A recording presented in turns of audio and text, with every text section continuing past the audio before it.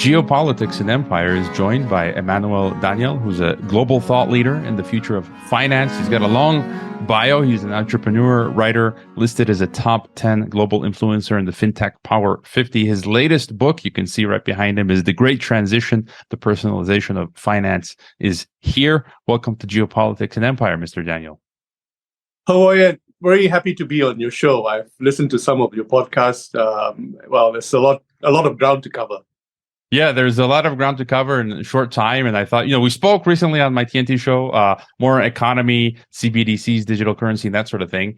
And I don't know if you did this just for me. I had wanted to talk about geopolitics in China, and you're coming to us from Beijing.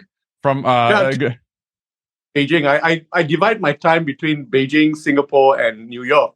So, and last year I was like 7 months in New York, and that was actually, by the way, like the first time after the pandemic, right? So I was able to, take a dispassionate view of the U.S. Like, I felt like I was a visitor looking from the outside, looking in, rather than being a participant. Took me a few months to sort of settle in and get used to life back in the U.S. But then I also spend a lot of time here in Beijing. So when you talk geopolitics, I'm so not a fan of geopolitics because I have friends in both sides of the equation of the relationship, and I know these two countries from the ground up.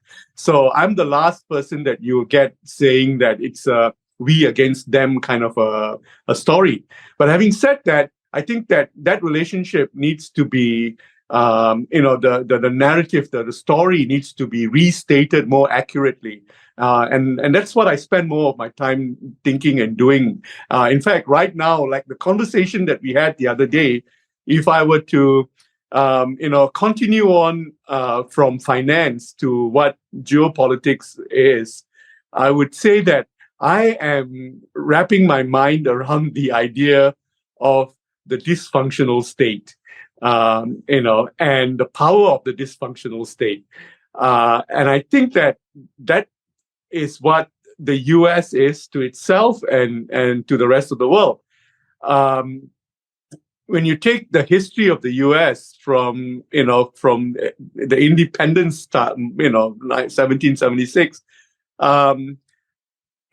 it's always been dysfunctional. It's always had issues, and there's always been a mismatch between the ideal of the United States and the reality of the United States. And it's always an imperfect country. That little girl that recited that beautiful poem during the presidential inauguration 2 years ago. She said it beautifully. That we're always a country in the making. So when George Floyd happened, what is now 3-4 years ago, and the video reached me, I think easily within 4 or 5 hours of it happening, right? I mean, I watched it on my WhatsApp. Someone had viraled it, and I kept looking at it, and I said, wow, they finally captured it on video, and then I was one person who was not perturbed by it as a one-off event, because this has been the story of the U.S. all along, and it's just that, and it was the same story when Martin Luther King was killed, and all the streets went out on a rampage, all the cities went out on a rampage. There was upheaval, and so on in 1967, 68, well into 69. But by the time we reached 1970, the agenda had changed somewhat. It became the hippie movement. It became Vietnam War. It became, gay rights, stuff like that. And the Black Lives Matter type of issue was postponed for another 20 years before they were able to deal with it. And this time more graphically, because the audio visual brought it home to people at home. Now, then when I spend time in countries like China or even Singapore, where I come from, which are far more organized and far more, coherent as a story. We are all beneficiaries of the dysfunctionality of the US. Just about every country in the world shares the same vision that the American Constitution promotes, which is the liberty and the rights of the individual, and the ability to free association and all that. I think the whole world subscribes to that. It's just that the U.S. lives through the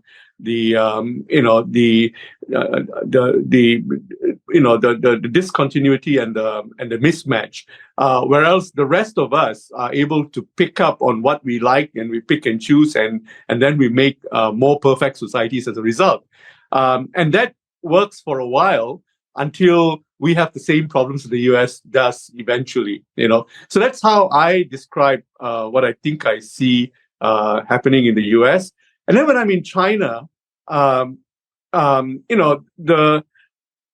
what China has achieved in the last 30 years or 40 years is amazing. I think that anyone who wants to criticize China should start by recognizing what it actually has achieved. And when you come here and you spend time and you travel through the country and you're on high-speed trains that go at 350 kilometers an hour, zipping across this amazing country, it's breathtaking what they've achieved in the 30 years. But we need to contextualize it to what was it that made it possible for China to make this transition, because there's a lot to learn for any developing country in the world. There are many developing countries in the world that wish that they could have had the success that China has had. But telling the story in the context of 5,000 years of civilization and all that, I think that's rubbish. China had one very important episode of 10 years, which is the Cultural Revolution, which they basically did a mental reset, a total reset of the psyche of being Chinese. If you were in China, you'd see how modern it is, and then you go over to Taiwan, or even to Hong Kong, or even to a Chinese village in Malaysia, and you will see how traditional they are. They still have ancestral worship. Their families are still organized around clans and so on. China wiped that out, in that 10-year period. And then when you say, why can't India be like China? You're asking India to have a cultural revolution like China did. And no other country in the world will want to pay the price that China paid, in that 10 years of incredible upheaval. Stories of, children throwing their parents into prison for disagreeing with them intellectually. Of the writer of the Chinese national anthem today, he would die in prison, during the Cultural Revolution, and so on and on and on. The number of people who paid a price, for protecting what they thought was tradition and values in the country. So you put that into the equation and you say, okay, now we see why no other country in the world can have the kind of progress that China has had. A quick shout out to our sponsors, which you can locate via the sponsor page on geopoliticsandempire.com, or whose links are included in every podcast description. I've tried privacy phones in the past, such as Silent Circle's Black Phone, which turned out to be a dud. The best and really only option so far is de-Googling your phone. Now, you can do it yourself, but I've never had the time to figure that out and simply got an Above phone. They sell de-Googled phones that come with a suite of software. They also provide support and a monthly Above privacy suite with many features such as a unique phone number, encryption, email, VPN, and so forth. If you're looking for a private phone, check out Above Phone. Make sure to click on the Above Phone link on geopoliticsandempire.com or via the podcast description so that we can enjoy a commission. Also, check out the Nomos Time Bank at nomos.net, which you can download in Spanish or English to your Apple or Google or de-Googled phone. Nomos allows people in your community to exchange services using time as a currency rather than fiat money. This will be one great way to survive in the coming algorithm ghetto. If you need health insurance, you can talk to my friend James Guzman of the Borderless blog, podcast, and health insurance. He offers free consultations. Simply schedule a time with him over at borderlesshealthinsurance.com. Finally, you can donate directly to Geopolitics and Empire, consult with me, the host, or become a member to join private monthly member Zoom calls where we shoot the breeze discussing world events. Now, the other thing is this, that one of the things I just have made it a point in my life is to travel. And I've done about 110. I've done 110 countries. I have it on my app. I've got 85 more to go. And I know people have done far more than I have. So, and I'm not in a hurry to do the rest. I just take countries and regions step by step, and then I absorb them. And something I've learned is this very interesting.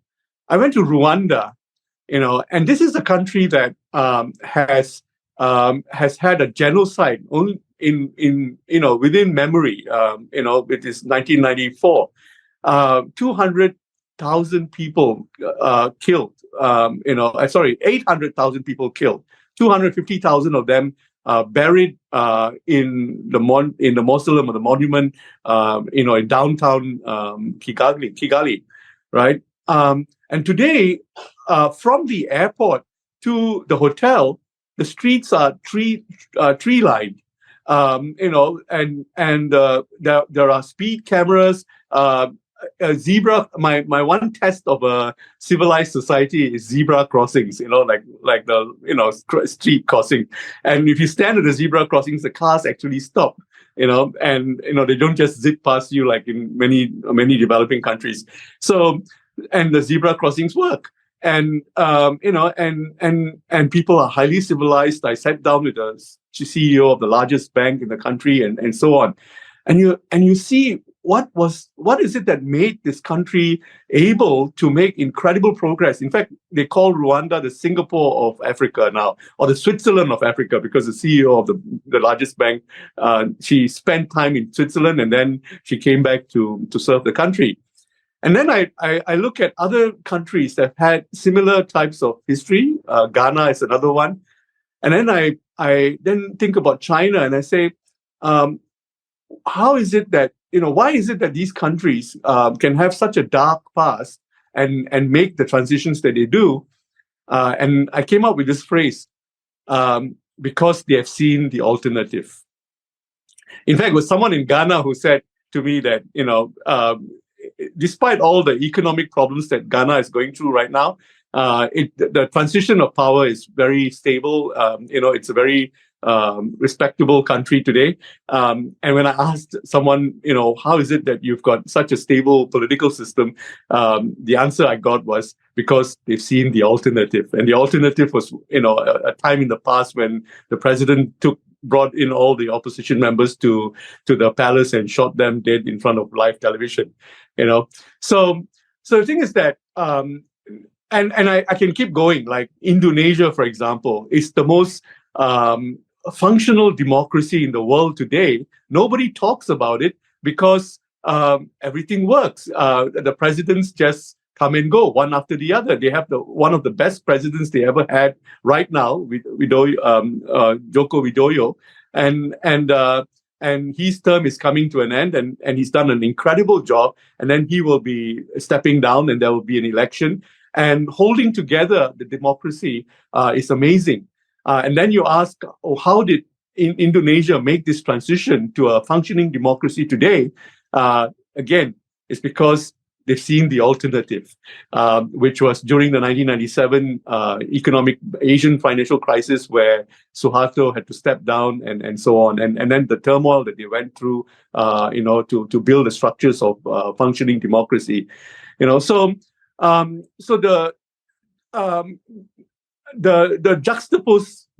juxtaposing the stories of these functioning democracies and functioning economies against the American story is that America is always an imperfect society.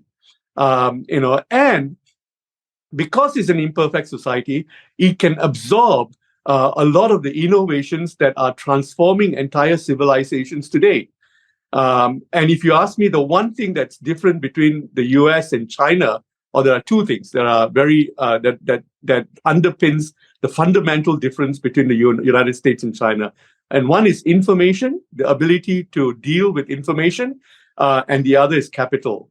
In fact, a lot of the developments in China in the private sector was American capital. The ability of Chinese, private sector startups like Alibaba and Tencent and a whole list of them being able to raise capital in the US. The thing about information is that today we've got technology has made it possible that there's incredible symmetry of information between buyer and seller, regulator and buyer and seller, and unions and community. And the information that you have, I have, and everybody else has. On the one hand, it helps price discovery, for example, very well. But on the other hand, it creates opportunity for discontent like you wouldn't believe. And on top of that, you've got platforms like Twitter and what we're going to be on, like YouTube and so on, which accentuates the echo chamber, which is people who share an opinion all coagulate together and they sound louder than they really are, and they are able to cause social dishevel. So the US is living through that.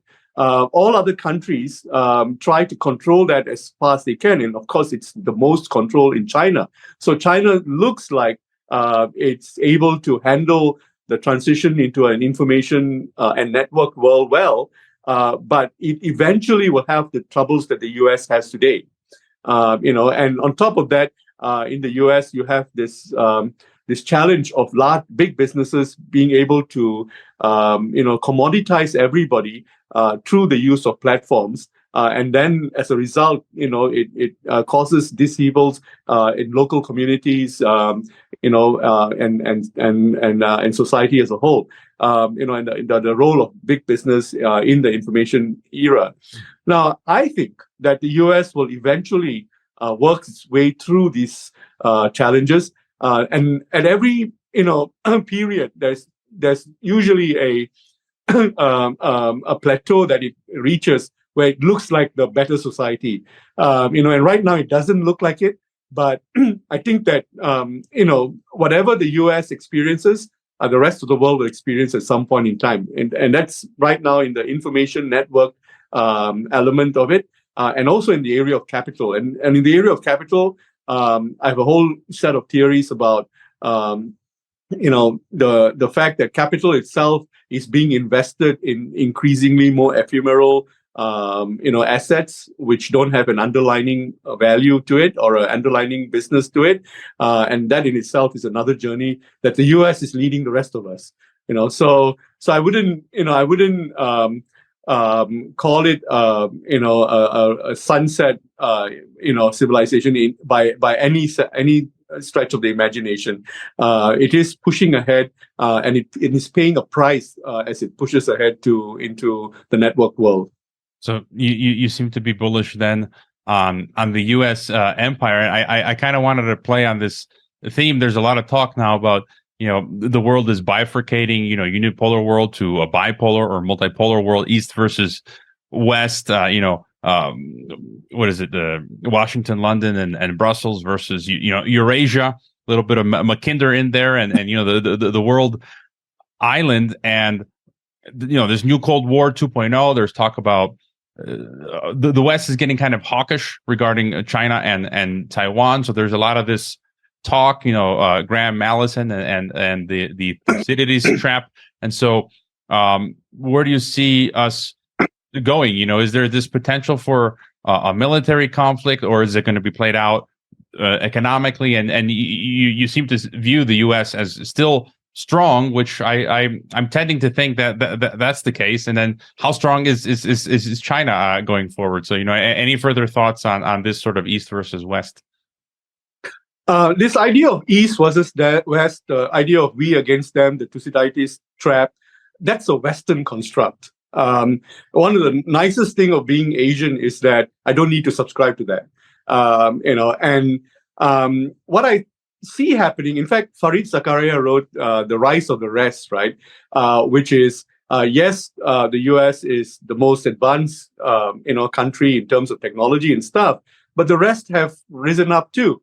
And you just need to step out of the US, come to a place like Singapore or Japan, for a time, and you will see how much more organized and how much more valuable everyday life is because they're functional societies. So the rest have caught up, and that in itself is an idea that many Americans just have to let it sink in. That we're not. Not we on the plateau, where we on a perch, and everybody else is on the plateau below. No, it's the abilities of different countries, whether it's Germany or China, there are Korea has caught up. So it's a multipolar world. And right now, even as we speak, because of the U.S. hegemony on finance, all of the other players, Saudi Arabia and the entire Arab bloc for oil, they're trying to find alternative relationships to one which is dominated by the U.S. And they will continue looking for those alternatives. Not all those alternatives will work. They also have conflicts of their own. Like China just did a deal with Saudi Arabia to be able to buy oil in renminbi, and the substance of that deal is the renminbi never leaves China, in other words, the Saudis have to leave the renminbi to be domiciled in China, and the only reason it works is because the Saudis also need to buy things from China, so they have an account to pay into, and China is allowing foreign banks to have full access to renminbi accounts in China, so the money never leaves the country, and the Saudi economy and any oil economy is predicated in dollars. So they will need dollars anyway because they need to pay for other things around the world. So when you go into the mechanics of any of the alternatives that are being developed, each of them have a problem of their own.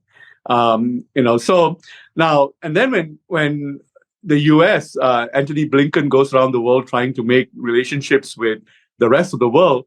20 years ago, the U.S. had something to offer, which is, the multinational companies with large capital. So they'd go to Singapore and say, Hewlett Packard wants to put in $10 billion worth of, manufacturing capability into Singapore. That makes a huge difference for a country like Singapore, and it aligns the relationship to be very pro-American. Today, you go to Singapore. Singapore's largest trading partner is China, and so is 2/3 of the world today. You go to Brazil, the largest trading partner is China. You go to South Africa, the largest trading partner is China. You go to Saudi Arabia, the largest trading partner is China. So the U.S. is discovering that everywhere it goes, there's a new equation that they need to deal with, and so the negotiations change. And on top of that, the U.S. has lost its manufacturing capability and its ability to build infrastructure. So when it goes to Africa, it has nothing to offer by way of being able to build roads and so on. You can talk down the road, the Belt and Road program that China has sort of constructed over, and I know the history of the Belt and Road program from like 30 years ago, before it was called the Belt and Road program, and it had nothing to do with government or the Communist Party. It had everything to do with ordinary Chinese going out because life was really very hard in China. But these entrepreneurs have gone out and they've built incredibly functional communities, Chinese communities, In Ghana, there are like the Chinese Chamber of Commerce in Ghana is 10,000 members strong, and that's just the members. So you know there's a lively Chinese community that comes with its own capital to be able to make a difference in these countries. So the so when you say to society's trap and so on, you're trying to frame it in a we against them model, when the numbers point out to a very different reality, which is that firstly, trade has become the most important determinant of geopolitical relationships today. And as long as China is able to keep its manufacturing capability, the lowest manufacturing hub in the world, it will be able to export that capability to the rest of the world. It already has done that. No country, even Mexico, Mexico's biggest trading partner is the US and Canada and then China. So even as close as the US, you would find that China is an equation that they need to deal with. Now China's problem is to keep its manufacturing costs low enough for a longer period of time, so that it can hold on to that part of the equation that it brings into the geopolitical sphere, and it's losing that equation slowly because manufacturing is now being fragmented. Even countries like Bangladesh, which used to be a basket case, I think that one of the former Secretary of States called it a basket economy, today has a per capita GDP that's higher than India. And they've built their own social infrastructure to be able to raise capital, to bring up the energy of women in the workforce, and then also the textile industry. They've brought more of the downstream activities back into Bangladesh. So they're not just picking cotton; they're also making finished goods, and they become more functional as a result. Now that is more of a competitor to China than any of the rhetoric between the US and China. And so when you put all of that into the equation, when the US goes out to assert influence, it has to ask itself first, what is the influence that we want to assert around the world? And the only influence left is military. The ability to quickly resolve conflict. But it's an influence that it asserts at great cost to itself. When I'm in the US and I see roads not being repaired, schools having funding problems, libraries being closed down, and then I think about the fact that this country spent $9 trillion blowing the hell out of Afghanistan and Iraq over a 20-year period. That money could have easily gone into solving a lot of the problems. And in fact, even the Bernie Sanders debate on Social Security, $40 billion, for goodness sakes. I mean, you have the money to deal with it. It's just that the money is being used for something else. So the US asserts global influence at great cost to itself. And that's where the narrative should be, and do we want to continue doing that? What should we be investing in? We are effectively a dysfunctional society. It's no fun being wealthy in the US because the moment you step on the street, you face the homeless, you run the risk of being robbed. The civil society is not as well developed as it used to be. So when I put all of these into the equation, I think that the conversation has to be something totally different. It's a Western construct that it's always a we against them type of a mindset. Very often it's we against we, we against me, that kind of a construct.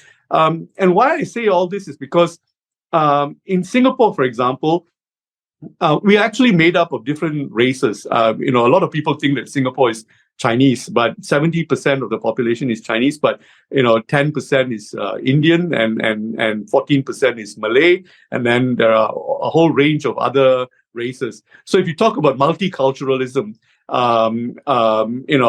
we've had it longer than the US. And a lot of the rest of the world has been multicultural for a long time, and that's something that we need to respect and even draw from. And the interesting thing is that Lee Kuan Yew, when he was alive, he insisted that every community have a self-help program to raise its own standards and deal with its own problems.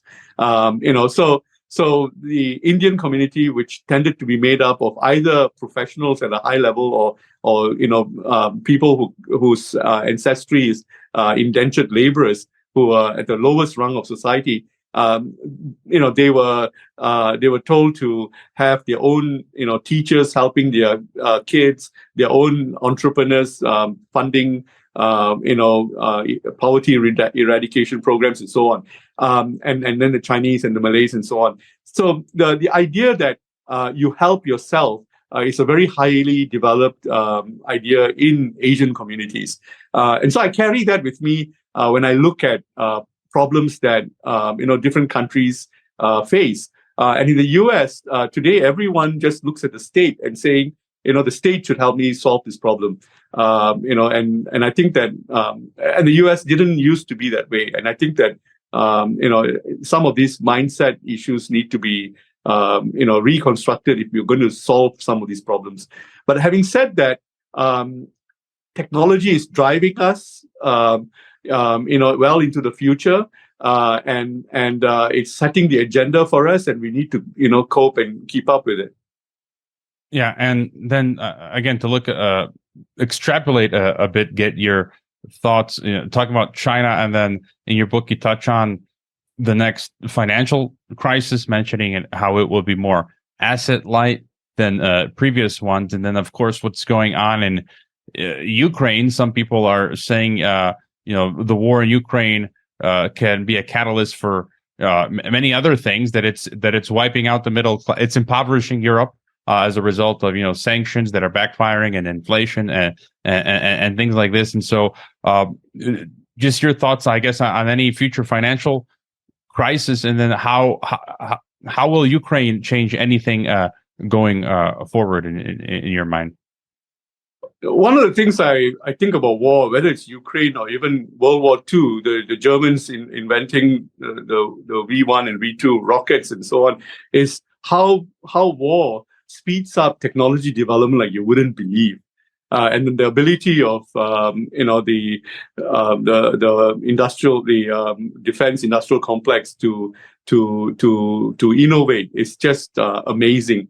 Every time I see they call it drone shows, right? In Guangzhou in China, they've perfected the art of having 1,000 or 5,000 drones up in the air at night with lights on them, and then they're all programmed to be synchronized, and it's so beautiful. That technology comes from war, so we're going to see lots of new technology, new innovations, from the Ukraine war for sure. The quality of the economy in the next 10 to 20 years, and I say this in my book, in the last chapter. In fact, writing the book was very interesting because I started with my origins are in the banking industry. So I started by trying to extrapolate where banking is going, and then halfway through the book, I was already talking about finance, and towards the end of the book, I was talking about entire civilizations. Because if finance is going to become increasingly personalized, it's going to have an incredible impact on how society itself is organized. And I say this in the book, which is that the U.S. Economy, it's not inconceivable that it can grow from the 21 trillion that it is today, GDP, to 45 trillion. And I've now, watched several, economists saying this now. In fact, only yesterday I heard that there's a chance that that the U.S. might be issuing, 1,000-year bonds, treasury bonds. It's not inconceivable that the U.S. will be capable of doing it. And that brings us back to the power of the dysfunctional state. And the National Statistics Department in the US has already started tweaking the notion of GDP to not just be manufactured goods, but also soft assets like software, like services, and so on. And when you see the creation of digital assets, cryptocurrencies and so on, you realize that they're not based on any underlying business, any underlying value. And the economy is just going to trudge on in that direction. And it trudges on in that direction because the only solution to the inability to meet debt commitments is to create more debt and export it globally so that the rest of the world will absorb and be invested in the US. And the reason the treasury bonds have had a long run of trust in the rest of the world is because the rest of the world trusted the US. We are right now at a point where many countries around the world, even US allies, Switzerland, Israel, are defunding their treasury, holdings and rewriting the central bank balance sheets not to hold treasury bonds. And the US has to react to keep treasury bonds interested in, or rather keep the rest of the world interested in investing in US debt. So it's a dysfunctional country that out of one act of desperation to the next exports its debt and its capital to the rest of the world to be invested in. And why do I say this with confidence? Because that's exactly what the US did in 1971, when for the previous 20 years, the entire discussion was how to hold the value of the dollar against the price of gold. And one fall day in 1971, President Nixon just went on television on a Sunday night and said to the rest of the world, you know what, we're not going to hold it against the price of gold. We're going to let our currency float, on a trade-weighted basis with the rest of the world. And guess what happened? The rest of the world had to follow.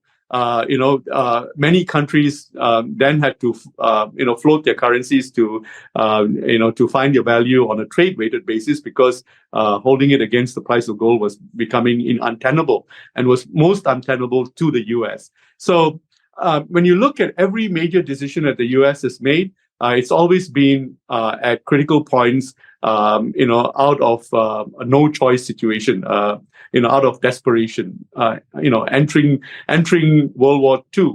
No war, then Pearl Harbor, and then the U.S. becomes the major player.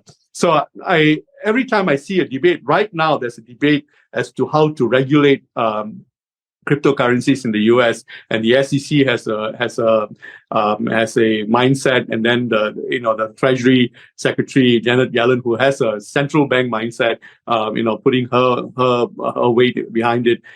So those discussions will continue, and then the decision that the U.S. finally makes, it always ends up making it out of desperation, and the desperation will come when the U.S. needs a new trick to keep itself investable, as an asset. And then I also say this, that the banking industry went through exactly that same transition. Bankers have books like, this time it's different, but no, it's not different. We are looking at the same things, but we're not looking at the same things, because when you look at a bank's balance sheet in 1971, at the start of the end of the Bretton Woods era, and then 1984, 1987, 1992, 1996, 2008, and then today, the balance sheet has become increasingly ephemeral. In 1971, the balance sheet of an average American bank or any bank around the world was deposits and real money, deposits and loans. 1984, the American bank balance sheet had changed into mortgages, but mortgages were hard assets of actual properties. By 1987, it was securities. By 1992, it was the beginning of derivatives of mortgages. In other words, the banks were learning how to package their mortgages and sell it off so that their capital costs would be lower.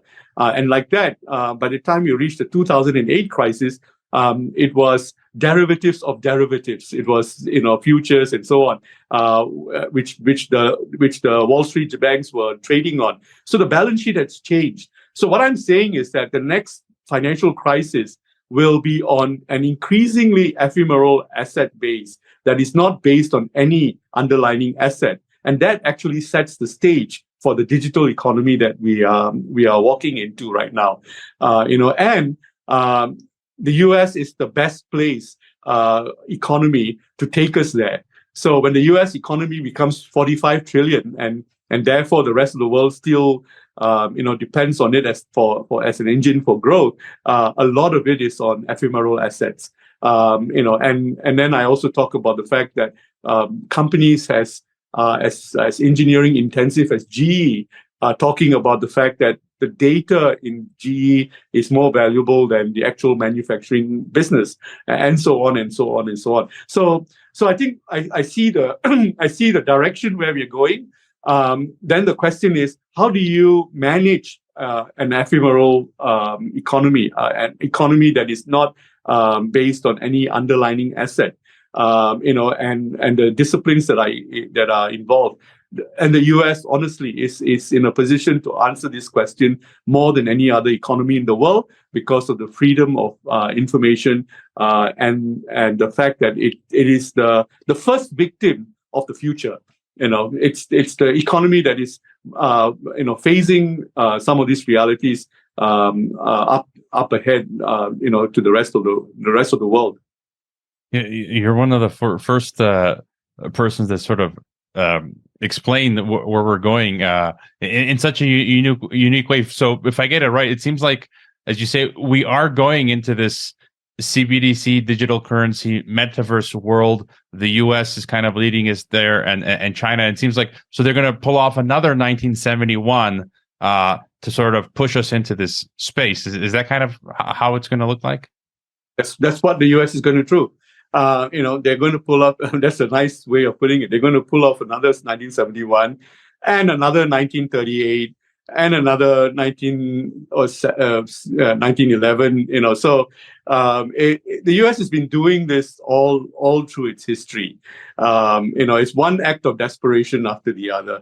The War of Independence was funded with debt, which then eventually by the early 20th century resulted in the concept of a central banking, which is the bank as the bank that lends to all other banks.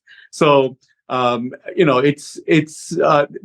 nothing new in this story. It's a pattern that the US has been building on. The only thing that has changed is that the other countries in the world are in a position to match that or to vary that journey.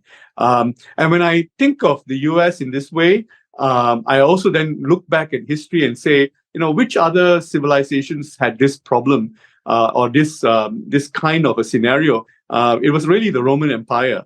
And the US is about 250 years old now, 200, and the Roman Empire sort of trudged along for 1,000 years. So the US is still a long way to go that way. But what happened in the process? The rise of the Ottoman Empire on the east, the rise of the Germanic tribes in the north, the rise of the northern African empires, to try and challenge the dominance of the Roman Empire. But the Roman Empire was trouble every day. It came to a point where they were seeing a new consul every year almost, and it looked really dysfunctional. But the one thing that the Roman Empire did well was the ability to absorb the learnings from the rest of the rest of the world, actually, and it was able to be organized militarily to go out there and to hold the empire together, which are some of the elements that are parallel to where the US is right now. And so and when it finally disintegrated. The Roman Empire disintegrated in a whimper, meaning that the consul couldn't pay his debt, and a German mercenary who used to live in Rome, came in and just took over. And that's how the Roman Empire finally disintegrated. In other words, 10 years before it disintegrated, everyone knew that the end was near. But I don't think the end is anywhere near for the US today. It's absolutely fascinating. Something else you touch on in your book, and I've heard other people use this term, networked states. And so going forward, given everything we've discussed, we've got this concept of the Westphalian nation state, and now everything's changing. You've got the EU, which is a supranational regional mechanism. They're talking about replicating that in Latin America. And so things are kind of changing. And on top of that, everything you're talking about, the whole digital space and big tech and these companies are becoming much more powerful than nations. And so what do you see as the future form of state, and how does it change? So my next book, I tentatively called it The Winning Civilization. But then as I'm writing it, I'm actually changing my thoughts, and it might actually end up being a different title that captures the idea better. Now, the big difference between China and the US right now is that China, for example, wants to build its own domestic capability on the chip industry and a lot of technologies. It wants to make it local. It wants to be self-sufficient. When you take any US technology, you take the chip, it was made in easily 10 to 12 countries. It's not a US invention. And I have friends in the chip design business. They're talking from Silicon Valley to Japan to Korea to Singapore to back to Europe, in Belgium, and then back to Silicon Valley every day. That's how they make decisions. You take the 787 Dreamliner; it's made in 16 different countries. You take the iPhone; it's not even made in the US, and it's considered to be a US product. So the US has aced the ability to own the IP, but not worry about where manufacturing takes place. And when you take any US product, the iPhone being the best example, it doesn't have to be American to be American. And yet the Chinese are so hung up about being domestic, they get the equation totally wrong. New advances in technology, you need to practically draw from very specialized skills that are honed somewhere in the world. And so for any country or any civilization to ace the game, to become a dominant civilization in the future, will need to figure out a way to create a network economy that makes them able to draw from best practices from anywhere in the world. The iPhone glass, when Steve Jobs originally wanted to perfect it, he put the phone into his pocket, and it was being scratched by his keys. And he said, "No, we got to get a glass that is that is both light and unscratchable." And he found it in Japan. And that was 6 months before the first iPhone was launched. So the ability to network and to draw from developments around the world is a survival instinct of any future dominant civilization. And on top of that, it's not just the multinationals are supranational now. It's also the network effect is making individuals supranational. In other words, you and I have friends around the world, and we network and we get resources, and we have business. We actually buy and sell from people around the world. So the ability of the nation state to hold an economy together is increasingly difficult to hold out to. So anyone thinking about the idea of nation states have to think in terms of the network state. And what that network state is, it's almost like a state that sits on top of a state. So you'd be a strong economy if you're networked with the rest of the world. And then you need to think about what's domestic, what's local, what's me that I need to preserve in that relationship, in that equation. And I think that's what nation states need to be thinking about. I'm thinking a lot about this because in Southeast Asia, we have many nation states which are subprime or don't have the critical mass to become dominant players. Eventually, they're all vassal states of the US or of China and so on. So what can these countries do to keep the economy going, create jobs, and hold together as a country? A lot of it has to do with giving the best form of education to your people, not to be nationalistic, but to be globalist. I've just said a word that has become a bad word today, globalist. At least globally conscious, if not globally connected, and then let them figure out what they want to do. So I think that this idea of nation state is a work in progress right now, and I think that it's countries and leaders who know how to benefit from a networked world, who will be best able to hold their countries together. Now, I say that fully mindful that countries like India and China keep reminding the rest of the world that 200 years ago, these were the largest economies in the world, that they were hamstrung by by colonialism that destroyed them and all that. I don't buy that story. And in fact, I think firstly, India could not have held together if the British didn't come and stitch, easily about 15 different kingdoms together, and the sultanates and so on, and then made a country out of that. Before that, it was basically, fiefdoms, located on the same peninsula almost, So and China had its own problems, which is by the 1850s. The population had grown incredibly that it had problems managing its own economy, and yet it changes the focus to what the West did to try and break up China and so on. China was disintegrating by itself. And then when you think of what technology is doing to us today, it is either increasing the value of the individual or decreasing or commoditizing the value of the individual, depending on what you put into the individual's brains. It is no longer true that you need a large economy to be functional. In other words, having a large population may actually work against you because everything is being automated. So what do people do?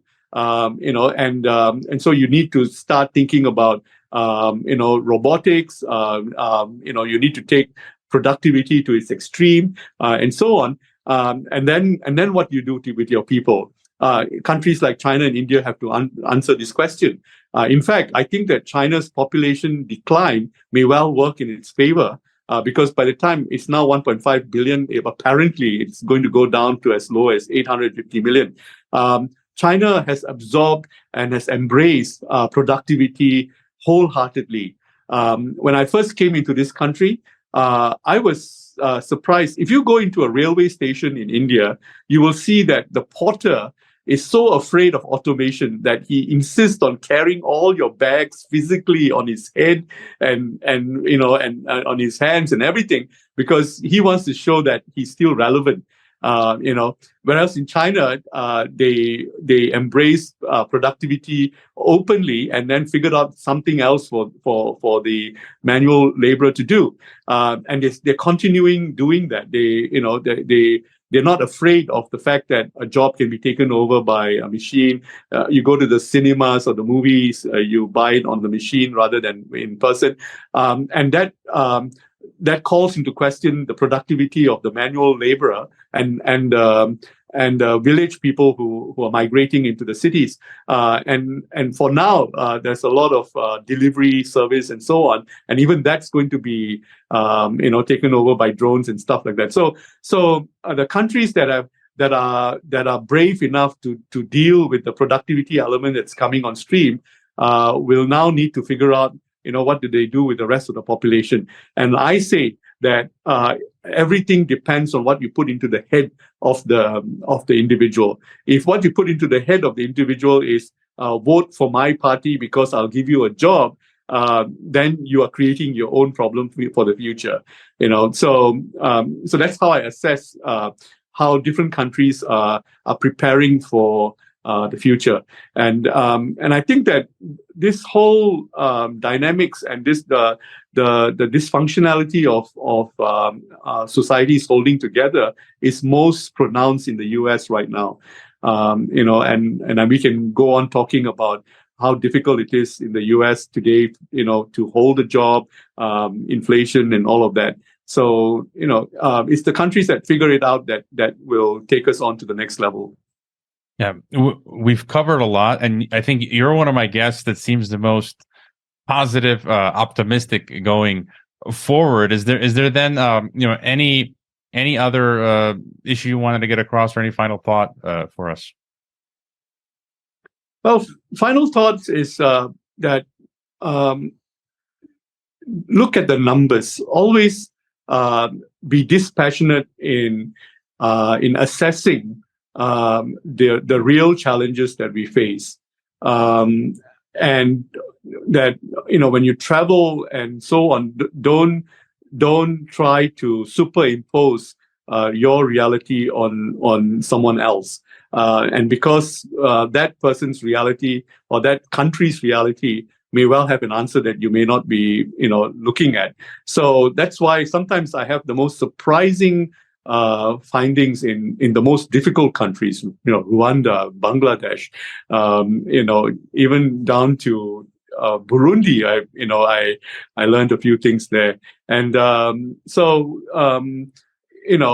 and then you piece it together and try and make sense of where we are going, and then also of course that there are some hints from history, the ability of mankind to organize themselves are sometimes based on very simple elements that we may not have even thought through. The reason the Mongolians were able to control just about a third of the world's land surface in the 1200s was simply because they figured out a way to tame horses, and that made and their neighbors, even China, hadn't done that. So eventually, the rest of the world learned, that kind of thing. So the elements there'll be triggers that will change the future may well be much simpler than we realize. Yeah, it's funny you mentioned Mongolia. I lived in the Gobi for a year doing Peace Corps, and I just read this week Peter Turchin, who's a great historian, social scientist, just published he posted a paper that was published, I think, exactly on what you're talking about, how they discovered thousands of years ago of how horses were developed to be used as for cavalry and that sort of thing. And so, all right, again, we've covered a lot. I highly recommend your book. All of your links will be in the description. But is there any project you want to mention, or best place to find you on the internet? EmmanuelDaniel.com, and then from there I take the visitor to everything else that I'm doing and I'm working on right now. And thank you for the privilege, OJ. I hope you enjoyed this Geopolitics and Empire podcast. The website is geopoliticsandempire.com, and I encourage you to sign up for the free email list that goes out with each podcast and every weekend with a collection of news headlines. The newsletter and website are our last lines of defense. We're being censored and deplatformed. It's nearly impossible to find Geopolitics and Empire on the Google search engine. We've been blacklisted. YouTube frequently takes down our videos with strikes. Facebook restricts our page. Reddit and Twitter take down posts. And after the Associated Press mentioned Geopolitics and Empire in a 2021 article co-written with NATO, our Patreon account was terminated. Vimeo also terminated our Pro account. The best free way to help Geopolitics and Empire is to leave a review on Apple Podcasts or elsewhere and subscribe to all of our media channels. You can find the video broadcast now on 5 platforms: Odyssey, Rockfin, Rumble, BitChute, and Brighteon. You can find the audio broadcast on the podcast ecosystem: SoundCloud, Apple, Spotify, and so on. My current favorite social media channels are Twitter and Telegram, but you can also find us on Gab, MeWe, Minds, Float, VK, Instagram, Facebook, and LinkedIn. Finally, Geopolitics and Empire is in dire need of funding to continue. You can leave a donation, purchase a consultation with the host, or become a member to receive additional benefits. We also produce a weekly broadcast called Dissident Thinker for members and Rockfin subscribers only. We will continue to fight the good fight come hell or high water. Thank you for listening.